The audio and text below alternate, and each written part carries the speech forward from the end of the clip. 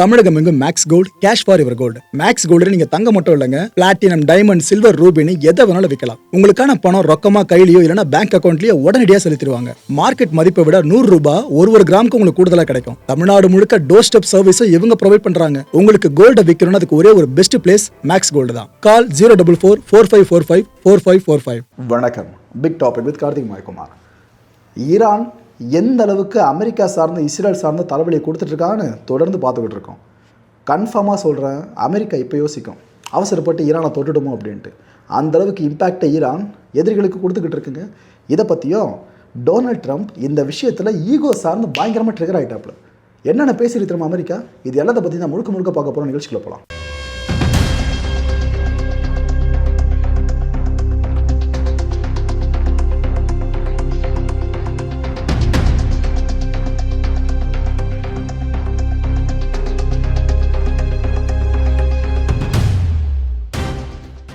Qatar இவங்க இப்போ என்ன தெரியுமா சொல்கிறாங்க, ஏங்க நாங்கள் 2 பேர் அரெஸ்ட் பண்ணியிருக்கோம், அந்த 2 பேரும் ஐஆர்ஜிசி கூட தொடர்பில் இருந்தவங்க அப்படின்ட்டு அவங்க கொண்டு தூக்கி போட்டிருக்காங்க.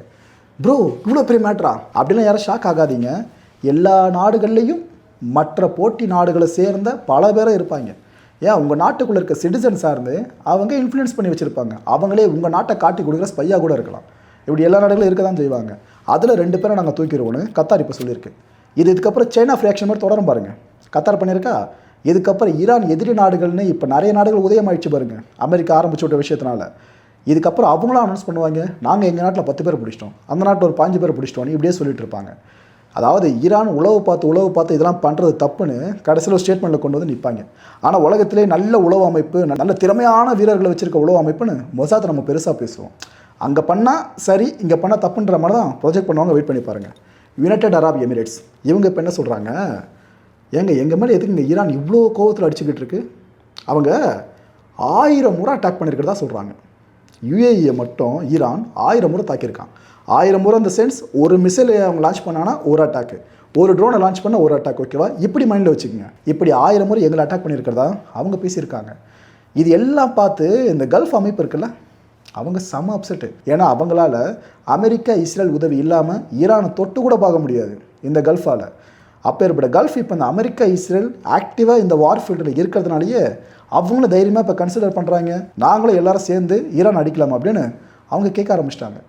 ஒரு காரணம் வேறு சொல்கிறாங்க, எங்க ஒரு ரெட் லைனு 2 ரெட் லைனாக பரவாயில்ல, நாங்கள் என்னென்ன ரெட் லைன்ஸ்லாம் இதுக்கு முன்னாடி வகுத்து வச்சுருப்போமோ அது எல்லாத்தையும் ஈரான் மீறிடுச்சு. எங்கள் நாட்டுக்குள்ளே இந்த இடத்துல அடித்தா நாங்கள் ஈரானை திருப்பி அடிப்போம்னு சில ரெட் லைன்ஸை போட்டிருப்போம், அதெல்லாம் தாண்டி இது எங்கேயோ போய் அடிச்சுக்கிட்டு இருக்கு. இதுக்கப்புறம் நாங்கள் பார்த்துட்டு சும்மா இருக்க முடியாதுன்னு அவங்கெல்லாம் கொதிச்சு எழ ஆரம்பிச்சிட்டாங்க. ஒரு நாளும் ஈரானுக்கான எதிரிகள் எண்ணிக்கை இருக்குல்ல, மலை மாரி உயர்ந்துக்கிட்டு இருக்கு. ஆனால் ஈரான் இன்னும் சிம்ம சொப்பனமாக திகழ்ந்துக்கிட்டு இருக்கு எதிரிகளுக்கு. எத்தனை நாடுகளால் தாக்கு பிடிக்க முடியும்னு தெரிலங்க அமெரிக்கா தலைமையிலான படையை. ஆனால் ஈரான் இன்னும் தாக்கு பிடிச்சிட்டு இருக்கு. பட் இன்னொரு விஷயம் ஒத்துக்கிட்டாகணும், ரொம்ப நாட்கள் தாக்கு பிடிக்க முடியாது. ஏன்னா அவங்கக்கிட்ட இருக்கிற ஆயுத பலங்கள் தாண்டி ஈரான் அவங்களுக்கு ஏதோ ஒரு இம்பேக்ட் ஏற்படுத்த முடியுமே தவிர தோற்கடிக்கிறது இம்பாசிபிள். அதில் மாற்றுக்கிறது எனக்கு கிடையாது. ஓகே, பிட் ஹெக்ஸெத் அமெரிக்காவோட டிஃபென்ஸ் செக்ரட்டரி இவர் பண்ண தெரியுமா சொல்கிறாரு, நீங்கள் ஒருவேளை ஒரு அமெரிக்கனை கொன்னாலும் சரி, இல்லை எங்கள் அமெரிக்கன்ஸ்க்கு இந்த ஏர்த்தில் எந்த நாட்டில் இருக்கிற அமெரிக்கன்ஸ்க்கும் ஒரு த்ரெட்டு வந்தாலும் சரி, பார்த்துட்டு சும்மாலாம் இருக்க மாட்டோம், உங்களை கண்டுபிடிச்சி வேட்டையாடுவோன்னு சினிமா படத்தில் ஹீரோ பேசுவாங்களே அப்படி டைலாக பேசிகிட்டு இருக்காரு. இதை தான் இன்னொன்று சொல்கிறாப்புல, அப்படி நீங்கள் எங்களை வம்பு எடுத்துட்டு எங்கன்னா போகிறீங்க அப்படின்னா பாவம்னு சொல்லி உங்களை விட்டுறது, போன்னு சொல்லி விட்டுறது, இப்படிலாம் நாங்கள் பண்ண மாட்டோம், தயக்கமே இல்லாமல் உங்களை கொலை பண்ணி போட்டுருவோன்னு சொல்கிறாங்க. பீட் ஹெக்ஸெத் பேசியிருக்க வார்த்தைகள் இது. ஓகேவா, இவ்வளோ பெரிய ஸ்டேட்மெண்ட்டை இப்போ விட்டுருக்காப்புல. ஈரான் என்னென்ன பண்ணிட்டுருக்குன்னு பார்த்தோம். அமெரிக்கன் சோல்ஜர்ஸ் உயிரும் போய்கிட்டு இருக்கு. இந்த அமெரிக்கன்ஸை விடுங்க, அமெரிக்க பொதுமக்கள் சார்ந்து கை வைக்கிறத விடுங்க, அமெரிக்காவில் சோல்ஜர்ஸ் வரைக்கும் காலி பண்ணியிருக்காங்களே. ஈரானை இப்போ வரைக்கும் முழுமையாக அமெரிக்காவில் ஏதாவது அஸ்தமனமாக்க முடிஞ்சுதா? முடியல. அவங்களும் போராடிக்கிட்டு இருக்காங்க. பிகாஸ் அமெரிக்கா அவங்க இருக்கிற இடத்துலேருந்து இன்னொருத்தவங்க அடிக்கணும்னாக்கா அவங்களுக்கு ரொம்ப ஈஸி. பக்கத்தில் வந்து அடிக்கிறாங்க அப்படின்னா, அவங்க இன்னொரு இடத்துக்கு படையை திரட்ட வந்து அடிக்கிறாங்க அப்படின்னா அது ரொம்ப கஷ்டம். இப்போ அதை தான் அமெரிக்கா ஃபீல் பண்ணிக்கிட்டு இருக்கு. நாம் இந்த பிரச்சனை ரொம்ப பெருசாக மாற்றிட்டோமோ, சுப்ரீம் லீடரை தூக்கி இருக்கக்கூடாதுன்னு கண்டிப்பாக இப்போ ஃபீல் பண்ணுறாங்க. டொனால்ட் ட்ரம்ப் செம அப்செட்டு.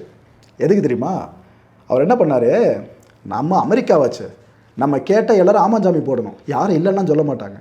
ஸ்பெயின் இருக்குல்ல, அங்கே அவங்களோட ஏர்பேஸ் இருக்குல்ல, அதை நாம் எடுத்துக்கிட்டால் என்ன, இப்போதைக்கு மட்டும் நிரந்தரமாக கிடையாது, ஆனால் அவருக்கு அந்த பிளான் கூட ஃபியூச்சரில் வரலாம், நாம் இப்போதைக்கு எடுத்துப்போம், அந்த ஏர்பேஸை வச்சு நம்ம அட்டாக் இன்னும் கொஞ்சம் தீவிரப்படுத்துவோமே அப்படின்னு அவர் முடிவு பண்ணியிருக்கார். அது அவர் மட்டும் முடிவு பண்ணால் போதுமா? ஸ்பெயின் ஒரு கவர்மெண்ட் ஆண்டுகிட்டு இருக்கல, மக்களால் தேர்வு பண்ணப்பட்ட ஒரு தலைவர் ஆண்டுகிட்டு இருக்கார்ல, அவரும் முடிவு பண்ணணும். அவர் என்ன சொல்லிட்டாப்புல, வாய்ப்பே இல்லைன்ட்டாங்க. அமெரிக்கா இருங்க, வேறு எந்த நாடாக வேணாலும் இருங்க, எங்கள் பேச நாங்கள் அதுக்கெல்லாம் கொடுக்க முடியாதுன்னு சொல்லவே ட்ரம்ப் செம ட்ரிகர் இந்த இடத்துல. என்ன சொல்லிட்டாப்புல, இது போல் ஸ்பெயின் கூட இனிமேல் அமெரிக்காவுக்கு ஒட்டோ இல்லை உறவும் இல்லை, நாங்கள் இனிமேல் ஸ்பெயின் கூட ட்ரேடில் ஈடுபட மாட்டோம்னு அதுக்கு ஒரு புல் ஸ்டாப் வச்சுருக்காப்புல டொனால்ட் ட்ரம்ப். ஏர்பேஸை கொடுக்க மாட்டேன்னு சொன்னாங்க. அந்த ஒரே காரணத்துக்காக ட்ரம்ப் எந்த அளவுக்கு ரிவெஞ்ச் எடுத்துருக்காரு பார்த்தீங்களா?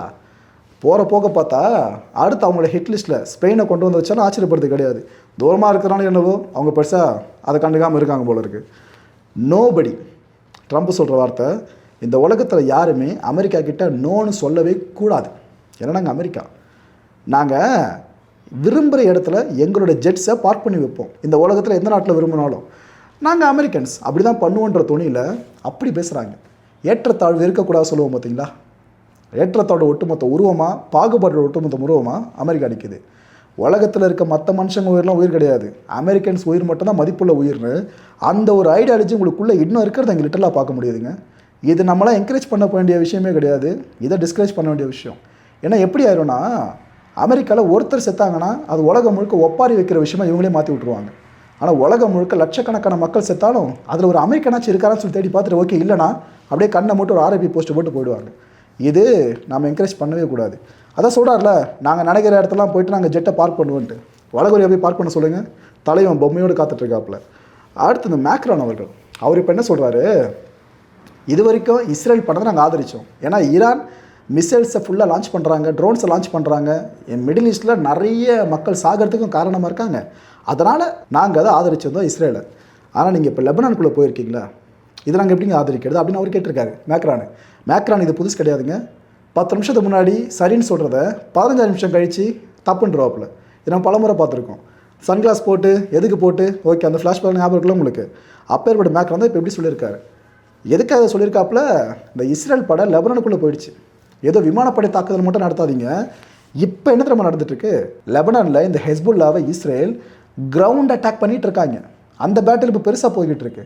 அதான் ஐடிஎஃப் சபதம் எடுத்திருக்கு, நாங்கள் ஹெஸ்புல்லா அமைப்பை அழிக்கிற வரைக்கும் ஓய மாட்டோம் அப்படின்ட்டு. இதே மாதிரி தான் அக்டோபர் 7 அட்டாக் பிற்பாடு ஹமாஸ் அழிக்காமல் ஓய மாட்டோம்னு சொன்னாங்க. அதுக்கப்புறம் என்னாச்சுன்னு பார்த்தோம். இப்போ ஹெஸ்புல்லா சார்ந்த இதே சபதத்தை டிட்டோ அதில் இந்த ஹமாஸ் பேர் எடுத்து ஹெஸ்புல்லா மட்டும் சேர்த்து இஸ்ரேல் ஸ்டேட் பண்ணி விட்ருக்கு சபத வடிவில். ஸோ இவ்வளோ விஷயம் நடந்துட்டு இருக்க இந்த நேரத்தில் தான் மேக்ரான் இதை சொல்லியிருக்காப்புல. அந்த கிரவுண்ட் பேட்டில் சொன்ன பார்த்தீங்களா, அதை நீங்களே பாருங்களா.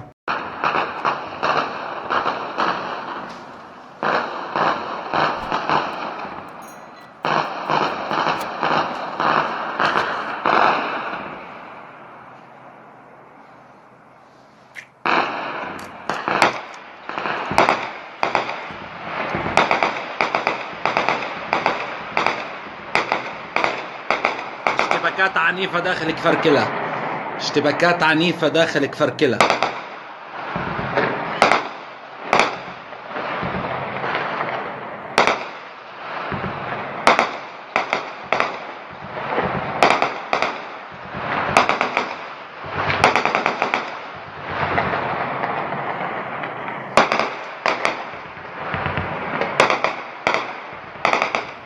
உலகம் முழுக்க பதட்டம் சூழ்ந்திருக்க இந்த நேரத்தில் ஒரு பக்கம் பார்த்தீங்கன்னா ஈரான் சார்பு எடுக்கிறாங்க, இன்னொரு பக்கம் அமெரிக்கா சார்பு எடுக்கிறாங்க. இதில் 2 தரப்புலேருந்து ஒரு செய்தி வெளியே வருது அப்படின்னா நீங்கள் அதை நம்புறதுக்கே தயங்க வேண்டியதாக இருக்குது. மக்களை குறை சொல்ல முடியாது, அதுதான் உண்மை. இப்போ அமெரிக்க அரசு சார்ந்த ஒரு ஊடகம் செயல்படுதுன்னா அமெரிக்க அரசை கொஞ்சம் டவுன் பண்ணுற மாதிரி செய்திகளை போடுவாங்களா என்ன, உண்மையாகவே இருந்தாலும் இல்லை.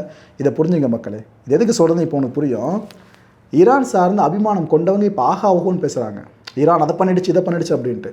ஆனால் ஈரான் சார்ந்த வெறுப்புணர்வு கொண்டவங்க, ஏப்பா பயங்கரவாதியில் ஊட்டி வளர்க்குற நாட்டுக்கு என்ன மரியாதை, கதையை முடிங்கப்பா அப்படின்றாங்க. அசால்ட்டாக சொல்லுவாங்க ஒரு நாட்டோட கதையை முடிங்கன்ட்டு. ஏப்பா அங்கேயும் மக்கள் வாழ்ந்துட்டு இருக்காங்கப்பா, குழந்தைங்க வயசானவங்க பெண்கள் அவ்வளோ பேர் இருக்காங்கப்பா, கதையை முடிங்கன்னு சொல்கிறாங்களே. அவங்க நாட்டில் ஏதாவது இஷ்யூ ஒன்று பெருசாக நடக்கும்போது தான் அவங்களுக்கு அந்த வழியை புரிய நினைக்கிறேன். இதெல்லாம் இந்த 2 தரப்பாக பிரிஞ்சு பல பேர் இப்போ ஆதரவு கருத்துக்கள் எதிர்கருத்துக்களை பதிவு பண்ணிட்டு இருக்காங்களா. இதில் ஒரு நடிகை, ஈரானில் பிறந்த யூரோப் ஆக்ட்ரஸ் ஒருத்தவங்க, அவங்க பேர் எல்னாஸ் நொரூசி. இவங்க இப்போ என்ன சொல்கிறாங்க, ஏங்க ஈரான் வந்து நிறைய பேர் சப்போர்ட் பண்ணுறீங்களே, அதெல்லாம் பண்ணாதீங்க அப்படின்றாங்க. எதுக்காகவாமா, அது ஒரு இஸ்லாமிக் கண்ட்ரியே கிடையாது, பல பேர் இஸ்லாமியர்கள்ன்ற ஒரே காரணத்தினால ஈரானுக்கு கண்மூடித்தனமாக சப்போர்ட் தெரிவிக்கிறீங்க, அது பண்ணாதீங்க. இந்த ஈரானில் பார்த்தீங்கன்னா எல்லாமே சுப்ரீம் லீடர் கேடு தான், அதிபர் அவர் சொல்கிறத கேட்டு தான் செய்யணும், அவர் கீழே இருக்கவங்க எல்லாருமே அவர் சொல்கிறத கேட்டு தான் செய்யணும். ஐஆர்ஜிஸோட முழு நேர வேலையே சுப்ரீம் லீடரை பாதுகாக்கிறது தான். அந்த நாட்டுக்குள்ளே செக்யூரிட்டி ஃபோர்ஸ்னு எது இருந்தாலும் சுப்ரீம் லீடரோட விரல் அசைவிக்கேற்ற மாதிரி தான் அவங்க மூவ்மெண்ட் இருக்கணும். இப்படி அது இதுன்னு எல்லாத்துக்கும் சுப்ரீம் லீடர் இந்த ஒருத்தர் தான் ஃபுல்லாக தொங்கிட்டு இருப்பாங்க பிடிச்சி. அங்கே இருக்க மக்களுக்கு ஜனநாயகம்னா என்னன்னே தெரியாது. அப்படி அந்த ஆட்சியாளர்கள் அந்த மக்களை மாற்றி வச்சுருக்காங்க. உலகம் முழுக்க பல பேர் சுவைக்கிற அந்த ஜனநாயகத்தை ஈரான் மக்களும் சுவைக்கணும்னு சொல்லியிருக்காங்க. டவுட்டே வேணாம் மக்களே உங்களுக்கு. ஈரானுக்கு எதிராக தான் இவங்க இவ்வளோ ஸ்டேட்மெண்ட்டில் பேசியிருக்காங்க. இந்த ஜென்சி இருக்குல்ல, இவங்களுக்கு தங்களுக்கு என்ன வேணுன்றது நல்லா தெரியும்னு சொல்கிறாங்க. ஈரானில் இருக்கிற ஜென்சியை பற்றி பேசுகிறாங்க அவங்க. புரியுதா? தூண்டி விட்றாங்களாம். பங்களாதேஷ் நேபாளம் நடந்துச்சு பார்த்தீங்கன்னா புரட்சி, அதேமாதிரி ஈரானில் நடக்கணுன்ற மாதிரி இவங்க முயற்சி எவ்வளோ பண்ண முடியுமோ அதை இங்கே இனிஷியேட் பண்ணியிருக்காங்க. இதெல்லாம் தாண்டி ஒரு மேட்டர் சொல்கிறாங்க. ஷா ஆண்ட காலகட்டத்திலேயே ஈரான் செழிப்பாக இருந்துச்சு, மக்கள் நல்லா இருந்தாங்க. இப்போ தான் வேர்ஸ்ட்டாக இருக்க மாதிரி அவங்க பேசி வச்சுருக்காங்க. இது உண்மையாக இருக்குன்னு நம்புறீங்களா மக்களே? நான் ஒரு ஸ்டாண்ட் எடுக்கலை, நீங்களே அதை முடிவு பண்ணிக்கலாம். ஏன்னா இப்போ அமெரிக்காவோட பிளான் என்ன தெரியுமா? திரும்ப ஷா ஆட்சியை அங்கே கொண்டு வர்றது தான். அது சார்ந்து இந்த விஷயம் போய் முடியணும் அப்படின்னா கடைசி வரைக்கும் ரஷ்யா, வடகொரியா, சைனா இவங்க களத்துக்கே வராமல் இருக்கணும் அமெரிக்க படையை எதிர்த்து. ஒன்று. ரெண்டாவது, இப்போ இருக்க ஈரானோட அரசு இராணுவம் இருக்குல்ல, அதோட எல்லா பெருந்தலைகளையும் அமெரிக்க தலைமையிலான படம் தூக்கணும். இந்த 2 விஷயம் சார்ந்து அப்படியே நடக்குதுனாக்கா ஷா ஆட்சி திரும்ப வந்துடும். டொனால்ட் ட்ரம்ப் இப்போ ஒரு விஷயத்தை ஒத்துக்கிட்டு இருக்காருங்க. இது நான் சொல்லும் போது ஈரான் ஆதரவாளர்களுக்கு பில்டப் கொடுக்குற மாதிரி மேபி தெரியலாம், ஆனால் அதான் உண்மையும் கூட. என்ன சொல்லியிருக்கார் ட்ரம்ப்பு? நாம் மட்டும் குவாசிம் சுலைமானியை கொல்லாமல் இருந்திருந்தா ஈரான் இப்போ இருக்கிறத விட ரொம்ப ஸ்ட்ராங்காக இருக்கும்ன்ட்டு வாய் தவறி சொல்லிட்டாரோ என்னவோ தெரியல. ட்ரம்ப் இப்போ பேசி வச்சுருக்காரு அந்த விஷயத்தை. குவாசிம் சுலைமானி கேள்விப்பட்டிருப்பீங்கன்னு நினைக்கிறேன். நம்ம அதை பற்றி ஃபுல்லாக அந்த சில வருஷங்களுக்கு முன்னாடி கவர் பண்ணியிருந்தோம். சுலைமானியை தொட்டதுமே அமெரிக்காவோட பேஸ் என்ன ஆச்சுன்னு பார்த்துருந்தோம். ஈரான் இப்போ அடிக்கிற மாதிரி ஒரு அடி அப்போ அடிச்சிருந்தாங்க. அந்த அடியை அமெரிக்கா வாங்கிட்டு அதுக்கப்புறம் திருப்பி பெருசாக அடிக்கலை, அப்படியே சைலண்டாக போயிட்டாங்க. ஏன்னா சுலைமானி எவ்வளோ முக்கியமான ஆளுன்றது அமெரிக்காவுக்கு நல்லா தெரியும். ஈரான் மக்கள்லாம் கதறி அழுதாங்க. அந்தளவுக்கு அந்த மக்களுக்கு நல்லா தெரியும். ஏன்னா ஈரான் இதுக்கப்புறம் பாதுகாப்பு ரீதியாக பெருசாக போகணுன்ற கனவை மனசில் வச்சுருந்த மனுஷன் அந்த குவாசிம் சுலைமானி. ஆனால் அமெரிக்கா இவங்களை பயங்கரவாதிகளாக தானே பார்ப்பாங்க. அதனால தான் குவாசிம் சுலைமானியை போட்டு தள்ளாங்க. இதை தான் ட்ரம்ப் இப்போ என்ன ஒத்துக்கிட்டு இருக்காரு? அவரை கொண்டது நல்லதாக போயிடுச்சுப்பா, அந்த மனுஷன் மட்டும் உயிரோடு இருந்தாக்கா நம்மளுக்கு இன்னும் தலைவலி அதிகமாக கொடுத்துருப்பாருன்ற மாதிரி தான் ட்ரம்ப் பேசி வச்சுருக்காரு. அடுத்து ஒரு நம்பரை சொல்லிடுற மக்களே உங்களுக்கு. நாம் இந்த இஷ்யூ ஆரம்பிக்கும் போதே சொன்னோம், உயிரிழப்புகள் ஏதோ 100-200க்குள்ளே நிற்காது, ஆயிரங்களை தொடும் அப்படின்ட்டு. தொட்டுருச்சு. இந்த ரெட் கிரசன்ட் இருக்குல்ல, அந்த அமைப்பு என்ன சொல்கிறாங்க? அமெரிக்கா இஸ்ரேல் சேர்ந்து நடத்தின அந்த தாக்குதல் இருக்குது பாருங்க ஈரானில், அதில் கொல்லப்பட்டவங்க எண்ணிக்கை இது வரைக்கும் பார்த்தீங்கன்னா 1000 நெருங்கி இருக்கிறதா சொல்கிறாங்க. அவங்க சொல்லியிருக்க விஷயம். இன்னும் எத்தனை பேர் செத்துருக்காங்கன்னு தெரில மக்களே, கிளியர் கட்டாக. அது மட்டும் இல்லை, இன்னும் இந்த தாக்குதல்கள் தீவிரமடையுதுன்னா இன்னும் எவ்வளோ பேர் சாக போகிறாங்கன்னு தெரியல. இந்த நவீன காலகட்டத்தில் அது இதுன்னு பேசுகிறோமே மனித கூட ஆக்கப்பூர்வம்னு, ஆனால் கண்ணு முன்னாடி கொண்டு போட்டுட்டு இருக்காங்க. குழந்தைங்க, பெண்கள் முத கொண்டு யாராலும் எதுவுமே கேட்க முடியல. 2 சைடில் தான் மனுஷங்களை கொண்டுக்கிட்டு இருக்காங்க. கொல்றதும் மனுஷன் தான். கொடுமைங்க இதெல்லாம். 150 சிட்டிஸ், 500 லொக்கேஷன்ஸ். எங்கே ஈரான் முழுக்க இந்த அமெரிக்க இஸ்ரேல் படை இவ்வளோ பெரிய தாக்குதல்களை பண்ணியிருக்கிறதா ரெட் கிரசன்ட் சொல்லியிருக்காங்க. இந்த 150 சிட்டிஸ் அண்ட் 500 லொக்கேஷன்ஸ் இருக்குல்ல, அங்கே ரெஸ்கியூ ஆப்ரேஷன்ஸும் இன்னும் தீவிரமாக போயிட்டுருக்கான். எப்படின்னாக்கா, இப்போ ஒரு இடத்துல அடிச்சிடுவாங்க, அடித்தாங்க 50 பேரை கொண்டுருவாங்க. அந்த பிணங்களை எடுத்து கிளியர் பண்ணுறதுக்குள்ளே பக்கத்து இடத்துல அடிப்பாங்க, அங்கே ஒரு 300 பணங்கள் விடும். அந்த பிணங்களை எடுத்து கிளியர் பண்ணுறதுக்குள்ளே பக்கத்தில் ஒரு அடி, அங்கே குழந்தைங்க 160 பேர் சாவாங்க. அந்த பிணங்களை கிளியர் பண்ணுறதுக்குள்ளே பேசும்போது நம்மளுக்கு மூச்சு வாங்குதில்ல. ஆனால் இதுதான் இப்போ தொடர்ந்து நடந்துக்கிட்டு இருக்குது. 2 நாடுகளுக்கு இடையில் பிரச்சனைனா சோல்ஜர் சார்ந்து தாக்கிக்கிறத விட பொதுமக்கள் சார்ந்த தாக்குதல்கள் அதிகமாக நடந்துக்கிட்டு இருக்கு. இதில் மிடில் ஈஸ்ட் முழுக்க இதுக்கப்புறம் விஷயம் இன்னும் பெருசாக பற்றி எரிய போதுன்றதுக்கு ஒரு அடித்தளத்தை போட்டார் டொனால்ட் ட்ரம்ப். என்ன இருக்குது? 50,000 US சோல்ஜர்ஸ், இவங்களை மிடில் ஈஸ்ட் முழுக்க ரெடியாக இருங்க அப்படின்னு டெப்ளாய் பண்ணுற வேலையை ஆரம்பிச்சிருச்சு அமெரிக்கா. ஏன்னா ஈரான் அவங்க ரொம்ப அண்டர் எஸ்டிமேட் பண்ணிட்டாங்க. சீரம்னா சில மணி நேரங்களே முடிச்சல அப்படின்னு வெடிசோலா மாதிரி. ஆனால் ஈரான் திருப்பி கொடுத்த அடியில் அமெரிக்கா புரிஞ்சிச்சு, ஆஹா இவ்வளோ ஸ்ட்ராங்குன்னு தெரியாமல் போயிடுச்சுன்னு. ஸோ இது புரிஞ்சு அமெரிக்கா என்ன பண்ணுது? அவங்களோட ஒட்டுமொத்த பேசஸ் இருக்குல்ல மிடில் ஈஸ்ட் முழுக்க, அதில் 40,000க்கும் மேற்பட்ட சோல்ஜர்ஸ் இருக்காங்க. அவங்க கூட அடிஷ்னலாக சில சோல்ஜர்ஸையும் சேர்த்து 50,000 சோல்ஜர்ஸ் வரைக்கும் டெப்ளாய் பண்ணுற வேலையை ஆரம்பிச்சிருக்காங்க. இவங்களோட வேலையை பண்ண தெரியுமா? முழுக்க ஈரானுக்கு எதிராக அமெரிக்க இராணுவம் என்ன ஆர்டர்ஸ் இஷ்யூ பண்ணதோ அதை ஃபுல்லாக எக்ஸிக்யூட் பண்ணணும். அங்கே அசைன்மெண்ட்ஸ் எதை கொடுக்கணும் ஃபுல்லாக முடிக்கணும். கிட்டத்தட்ட அமெரிக்காவோட ஒட்டுமொத்த இராணுவத்திலேருந்து ஒரு சின்ன பகுதியை இவங்க அப்படியே இங்கே ஈரான் நோக்கி டெப்ளாய் பண்ணுற மாதிரி ஆயிடுச்சு. இதில் இன்னொரு கொடுமை என்ன தெரியுமா? இந்த 50,000 பேர் ஒருவேளை ஈரானை நேரடியாக எதிர்க்கிறான்னு வைங்க, கிரவுண்ட் இன்வேஷனுக்கு பெருசாக வாய்ப்பு இல்லை. ஏன்னா 50,000 பேர் வச்சு அங்கே ஈரான் முழுக்க கிரவுண்ட் இன்வேஷன்லாம் முடியாது. பட் ஏதாவது அட்டம்ப்டை முன்னெடுக்கிறாங்கன்னா அமெரிக்கன் சோல்ஜர்ஸோட நிலைமை ரொம்ப ரொம்ப கவலைக்குரியதாக மாறிடும். இது அமெரிக்கா அரசு நல்லா யோசிச்சு பார்க்கணும்னு நினைக்கிறேன். இந்த ஈரான் முழுக்க விமானப்படை சார்ந்து இத்தனை பேரும் டெப்ளாய் பண்ணப்படலான்றதும் சில எக்ஸ்பர்ட்ஸோட கருத்தாக இருந்துகிட்ருக்குங்க. ஏன்னா யோசிச்சு பாருங்கள், 50,000 பேருன்றது கிரவுண்ட் இன்வெஷனில் ரொம்ப ரொம்ப கம்மி. ஆனால் விமானப்படை சார்ந்து பார்த்தீங்கன்னா ஹியூஜ், பயங்கரம். அப்படி இருக்கும்போது ஈரானை அமெரிக்கா விமான ரீதியாக பெருசாக தாக்குவதற்கான வாய்ப்புகள் இன்னும் எழுந்திருக்குன்றதான் இங்கே தெரியுது. அதான் ட்ரம்ப் சபதம் போட்டிருக்காரு, அவனை ஈரானில் நான் எதுவுமே விடமாட்டேன், எல்லா மிசைல்ஸையும் அடிச்சு தூக்குவேன், அங்கே இருக்க நியூக்ளியர் கேப்பபிலிட்டிஸை ஃபுல்லாக அடிச்சு காலி பண்ணுன்னு சொல்கிறாருல. அதான் எதிரியோட ஆயுதமே இல்லாமல் நிராயுதபாணியாக மாற்றிட்டீங்கனாக்கா ஃப்யூச்சரில் நீங்கள் அவனை என்ன பண்ணாலும் அவன் எடுத்து கேட்க மாட்டான். அப்பேற்பட்ட நிலைமைக்கு ஈரானை தள்ளுவன்னு தான் ட்ரம்ப் சொல்லிட்டு இருக்காரு. இப்போ தான் நோக்கி தான் போயிட்டு இருக்க மாதிரி இருக்குது. இதெல்லாம் கவனிச்சிட்டு இருக்க IRGC, Iranian revolution guard corps, அவங்க இப்போ என்ன சொல்கிறாங்க, நாங்களே எவ்வளோ பொறுத்து பார்த்துட்டோம், ஆனால் நீங்கள் இந்த தாக்குதல்களை குறைக்கிற மாதிரி தெரியல. ஐஆர்ஜிசி யாருக்கு சொல்லுது? அமெரிக்கா படைக்க, இஸ்ரேல் படைக்க சொல்லுது. நீங்கள் குறைக்கிற மாதிரி தெரியல. நீங்கள் இந்த தாக்குதல்களை தொடர்ந்தீங்க அப்படின்னா நாங்கள் என்ன தெரியுமா பண்ணுவோம், மிடில் ஈஸ்டில் இருக்கிற முக்கியமான பொருளாதாரம் சார்ந்த பகுதிகள் இருக்கும் பாருங்கள், அதெல்லாம் ஆட்சி காலி பண்ணுறோன்ட்டாங்க. மக்களே, இதுதான் மிடில் ஈஸ்டோட ஹார்ட்டே. இந்த பொருளாதாரம் சார்ந்த பிளேசஸ் இருக்குல்ல, எக்கானமி பேஸ் பண்ண பிளேசஸ்லாம், இது எல்லாம் ஈரான் ஆட்சி காலி பண்ணிச்சு. மிடில் ஈஸ்ட்டு அதுக்கப்புறம் ஏழ்மை நாடுகள்னு பட்டியல் இருக்கும் பாருங்கள், நிலப்பரப்புல கொண்ட நாடுகள்னு சொல்லிட்டு, அது கூட சேர ஆரம்பிச்சிடும். அப்பேற்பட்ட விஷயத்தை தான் ஐஆர்ஜிசி இப்போ சொல்லியிருக்கு. ஸோ இந்த ஒரு த்ரெட்டை மிடில் ஈஸ்ட் ரொம்ப பெரிய கிரேவ் த்ரெட்டாக பார்ப்பாங்க. இப்போ இவங்க என்ன பண்ணுவாங்க, மிடில் ஈஸ்ட்டு அமெரிக்கா கிட்ட போய் முறையிடுவாங்க, ஏங்க ஒன்று ஈரானை திருப்பி அடிக்கவே முடியாத அளவுக்கு முடிச்சு விட்ருங்க, இல்லைனா ஏதாவது பண்ணுங்கள், இல்லைனா அந்த சண்டையை நிறுத்திட்டு நீங்கள் போயிடுங்க. ஏன்னா நீங்கள் இந்த அளவுக்கு ஈரானை ட்ரிகர் பண்ணி விட்றதுனால அவங்க ஒட்டுமொத்தமாக எங்கள் பக்கம் திரும்பிட்டு இருக்காங்க. அவங்க இப்போ இந்த எக்கனாமிக் இம்பார்ட்டன்ட் பிளேசஸ் வரைக்கும் வராங்கனாக்கா நாளைக்கு எது வரைக்கும் போவாங்கன்னு தெரியாது. அப்படின்ற முறையிட மிடில் ஈஸ்ட் கண்டிப்பாக கொண்டு போய் வைக்கும். இந்த சைக்காலஜிக்கல் வார்ஃபேர் தான் ஐஆர்ஜிசி இப்போ இனிஷியேட் பண்ணியிருக்கு. இது மட்டும் இல்லாமல் ஐஆர்ஜிசி இன்னொரு விஷயத்த சொல்லியிருக்காங்க. அது என்ன தெரியுமா, Israel prime minister Benjamin Netanyahu எங்கே இருக்கார், அவர் எங்கே மீட்டிங் போட்டுட்ருக்காரு, இந்த விஷயம் எங்களுக்கு தெரியும்னு சொல்கிறாங்க. ப்ரோ தெரியும் தானே சொல்கிறாங்க, இல்லைன்னா பயப்படாமல் இருக்குன்னு கேட்டிங்கன்னா, இதே வார்த்தைகளை ட்ரம்ப் சொன்னார், ஞாபகம் இருக்கா? Iran supreme leader Ayatollah Ali Khamenei எங்கே இருக்காருன்னு எனக்கு நல்லா தெரியும்னு சொன்னார். கட் பண்ணிங்கன்னா கமேனி உயிரோடு இல்லை இப்போது. ஸோ ஐஆர்ஜிசி எதை மென்ஷன் பண்ணுறான்னு தெரியுதா? ஓகே, ட்ரம்ப்பு இந்த ஒரு வாரை இனிஷியேட் பண்ணார்ல, இதுக்கு யூஎஸ் காங்கிரஸோட அப்ரூவலே கிடையாது. ஆனால் இனிஷியேட் பண்ணிட்டாப்புல. கேட்டால் எனக்கு அந்த பவர் இருக்குது, இந்த பவர் இருக்குது, நாங்கள் போகிறதுக்கு முன்னாடி ஒரு 6 பேர்கிட்ட சொல்லிட்டோம்னா சப்பக்கட்டு கட்டிகிட்டு இருக்காங்க. இப்போ இது ஒரு பெரிய பிரச்சனை வெடிக்க போகுதுங்க. நாளைக்கு அமெரிக்காவோட செனட் சபை கூடுது. அதில் என்ன தரமாக நடக்க போகுது, வாக்கெடுப்பு. அதாவது அதிபர் தன்னிச்சையாக முடிவு பண்ணி ஒரு போரை ஆரம்பிக்கிற அவருக்கான பவர் இருக்கா இல்லையா, இது சார்ந்த ரெசல்யூஷன் இருக்குது பார்த்தீங்கன்னா, இதில் அதிகாரத்தை லிமிட் பண்ணுறது. அப்பேற்பட்டது சார்ந்து நாளைக்கு வாக்கெடுப்பு நடக்க போகுதுங்க. அந்த வாக்கெடுப்பில் ட்ரம்ப் பக்கம் சாதகமாக ஏதாவது முடிவு வந்துச்சுன்னு வைங்க, ட்ரம்ப் ஒத்த ஆளாக எந்த முடிவை வேணாலும் எடுக்கலாம். ஒட்டுமொத்த அமெரிக்க அரசியல் மக்களையும் எவ்வளோ பெரிய டேஞ்சரான தள்ளி விடலாம். இல்லைனா அந்த ஒத்தாள் நினச்சாருன்னா அமெரிக்காவை இன்னும் கூட மேலே கொண்டு போகலாம். இன்னும் மேலே போகிறதுக்கு வானம் தான் இருக்குது, வேறு எதுவும் கிடையாது. அமெரிக்கா ஆல்ரெடி மேலே தான் இருக்காங்க பொருளாதார ரீதியாக மற்ற எல்லா விஷயங்களையும். அப்படி இருந்தும் அவங்களுக்கு போத மாட்டதில்ல, என்னத்தை சொல்கிறதோ. ஸோ நாளைக்கு ஓட்டெடுப்பில் தெரிஞ்சிருங்க இந்த ஒரு வார் அப்படின்றதுக்கப்புறம் தொடர்ந்து பெருசாக போக போதா இல்லை முடிவுக்கு வர போகிறா தெரிஞ்சிடும். ஆனால் என்ன, மெஜாரிட்டி முழுக்குன்ற தைரியம் வேறு இருக்குது.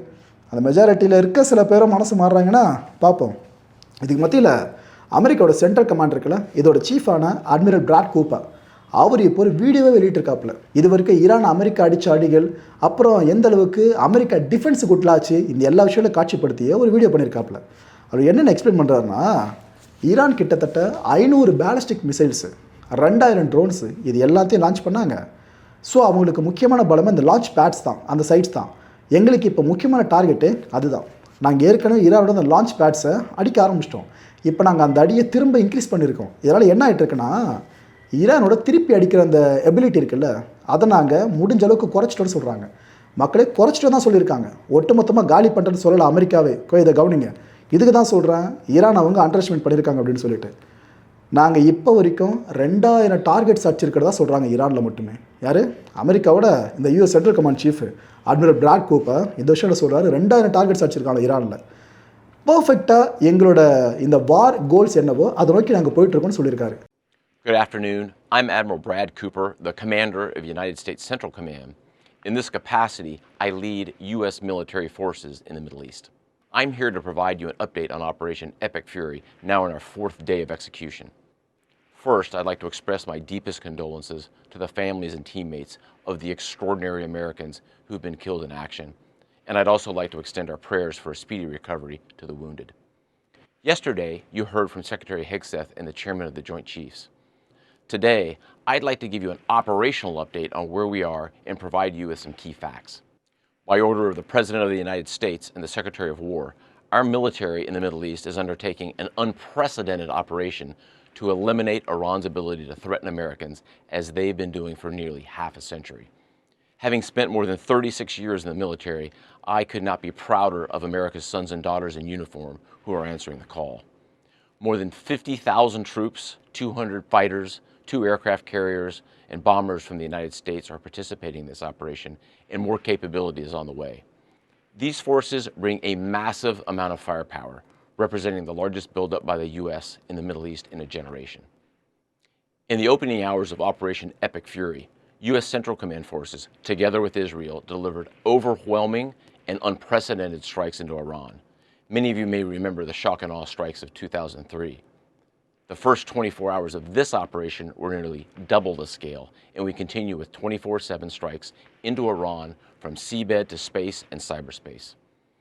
Now, we're less than 100 hours into this operation, and we've already struck nearly 2,000 targets with more than 2,000 munitions. We have severely degraded Iran's air defenses and destroyed hundreds of Iran's ballistic missiles, launchers, and drones. And in simple terms, we're focused on shooting all the things that can shoot at us.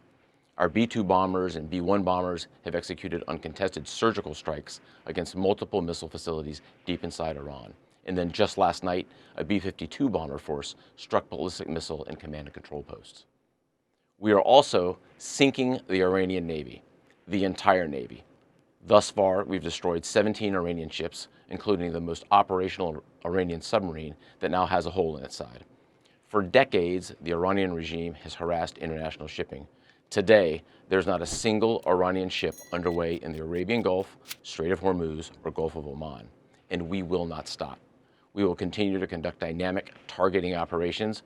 We're hunting Iran's last remaining mobile ballistic missile launchers to eliminate what I would characterize as their lingering launch capability.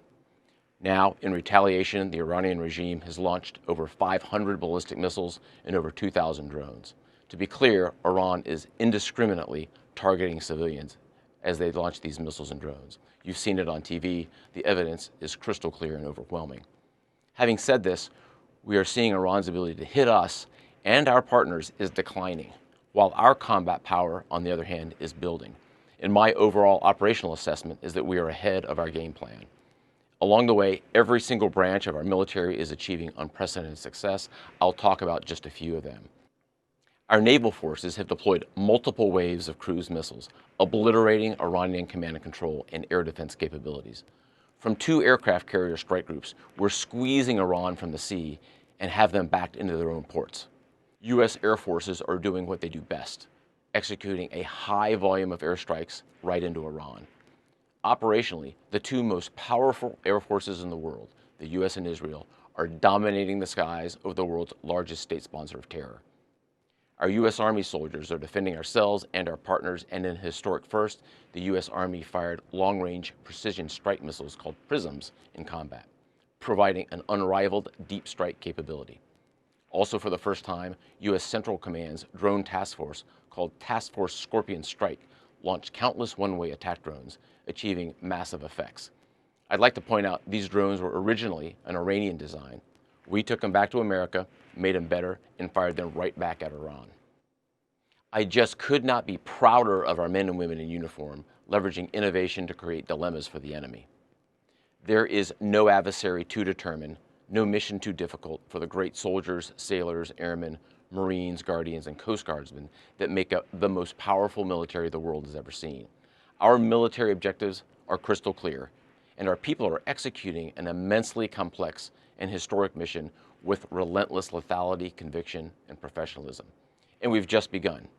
But I have the utmost confidence that we, alongside our partners, will absolutely achieve our military objectives. To all our warriors, Godspeed. Thanks so much. கான்டென்ட்டோட conclusion portion வந்துட்டோமா? இப்போ ஒரு முக்கியமான விஷயம். இந்த America என்ன சொல்லிச்சு? இன்னும் ஒரு வாரம் விட்டுருந்தோன்னா ஈரான் நியூக்ளியர் பாம்பை உருவாக்கிட்டு இருக்கும். அவங்க யுரேனியத்தை அந்தளவுக்கு என்ரிச் பண்ணி வச்சுருக்காங்க. நாம் சும்மா விடக்கூடாது, அவங்க அணுகுண்டை உருவாக்கியே தீருவாங்க, அதுன்னு சொல்லிட்டு தானே அடித்தாங்க. இப்போ IAEA இருக்குல்ல, இன்டர்நேஷ்னல் அட்டாமிக் எனர்ஜி ஏஜென்சி, இதோட சீஃபான ரஃபேல் கிராசி இடத்துல நம்ம சொல்லியிருக்காரு, ஏங்க இது வரைக்கும் ஈரான் கிட்ட நியூக்ளியர் பாம்பை உருவாக்குறாங்க அப்படின்றத நிரூபிப்பதற்கான ஆதாரம் இல்லவே இல்லைங்க அப்படின்னு அவங்க கையை விரிச்சிட்டாங்க. இதுதான் விஷயம். இப்போ ரஷ்யா உள்ளே வந்துருச்சு. என்ன தெரியுமா சொல்கிறாங்க அவங்க, அமெரிக்காவுக்கு கடைசியாக இருந்தது ஒரே ஒரு வாய்ப்பு, இதை சொல்லி ஜஸ்டிஃபை பண்ணலான்னு சொல்லிட்டு தான். இது போல் விட்டாக்கா ஈரான் அணு ஆயுதத்தை உருவாக்கிடும், அதனால் அடித்தோன்னு சொல்லிலாம் நீங்கள் நினச்சிங்க. இதை தான் இவ்வளோ காலமாக சொல்லிட்டே இருந்தீங்க. இப்போ IAEA இப்படி சொல்லிடுச்சேப்பா, என்ன பண்ண போகிறீங்க இதுக்கப்புறம்? உங்களுக்கு இருந்த கடைசி காரணமாக போயிடுச்சு. அப்போ நீங்கள் ஈரானை இதுக்காக அடிக்கலை அப்படின்னு ரஷ்யா வர இப்போ இந்த நேரத்தில் அமெரிக்காவுக்கு ப்ரெஷரை கிரியேட் பண்ண ஆரம்பிச்சிருச்சு. மக்களை இந்த கான்டென்ட்டை பொறுத்தவரைக்கும் நாமெல்லாம் சிந்திக்க வேண்டியது ஒரே ஒரு விஷயம் தான். அப்போ எதுக்காக ஈரானை அமெரிக்கா இந்த அடி அடிக்கணும்? புரிஞ்சவங்க பிஸ்தா. அடுத்த நிகழ்ச்சியை சந்திக்கலாம். நன்றி, வணக்கம். தமிழகம் எங்கும் max gold, cash for your gold. Max gold நீங்க தங்க மட்டும் இல்லைங்க, பிளாட்டினம், டைமண்ட், சில்வர், ரூபினி எதை வேணாலும் விற்கலாம். உங்களுக்கான பணம் ரொக்கமா கையிலயோ இல்லைன்னா பேங்க் அக்கௌண்ட்லயோ உடனடியாக செலுத்திடுவாங்க. மார்க்கெட் மதிப்பை விட 100 ரூபாய் ஒரு கிராமுக்கு உங்களுக்கு கூடுதலாக கிடைக்கும். தமிழ்நாடு முழுக்க டோர் ஸ்டெப் சர்வீஸும் இவங்க ப்ரொவைட் பண்றாங்க. உங்களுக்கு கோல்டை விற்கணும்னு அதுக்கு ஒரே ஒரு பெஸ்ட் பிளேஸ் மேக்ஸ் கோல்டு தான். கால் 04445454545. என் நண்பர் மாயம் ஸ்டுடியோஸ் நேயர்களே, மாயம் பக்தின்னு ஆன்மீகத்துக்காக பிரத்யேகமாக ஒரு சேனலை கொண்டு வந்திருக்கோம். மறக்காம சப்ஸ்கிரைப் பண்ணி அந்த சேனலுக்கு உங்களோட ஆதரவை மனப்பூர்வமாக தெரிவிங்க. வணக்கம் மாயம் ஸ்டுடியோஸ் நண்பர்களே. மாயம் ட்ரெண்ட்ஸ் அப்படின்ற ஒரு புதிய ஃபேஸ்புக் பேஜை ஓப்பன் பண்ணியிருக்கோம். நீங்கள் யூடியூப்பில் பார்த்துட்டு இருக்கீங்களா நம்மளோட கான்டென்ட்ஸ்லாம், இதெல்லாம் விட ஒரு படி மேலே ரொம்ப கிறிஸ்பாகவும் ரொம்ப சூப்பராகவும் நிறைய கான்டென்ட்ஸ் உங்களுக்கு இந்த பேஜில் காத்துட்ருக்குங்க. ஸோ உடனடியாக ஃபேஸ்புக் பிளாட்ஃபார்ம் போங்க, மாயம் ட்ரெண்ட்ஸ்னு டைப் பண்ணி சர்ச் பண்ணி நம்ம பேஜை ஃபாலோ பண்ணுங்கள். அப்படியே நம்ம சேனலையும் நீங்கள் சப்ஸ்கிரைப் பண்ணிட்டீங்க அப்படின்னா இன்னும் நிறைய புது கான்டென்ட்ஸை உங்களுக்காக ப்ரொடியூஸ் பண்ணி கொடுத்துக்கிட்டே இருப்பாங்க. நீங்கள் பண்ணுற ஒவ்வொரு சப்ஸ்கிரிப்ஷனும் எங்களுக்கு பெரிய மோட்டிவேஷனாக அமையும்.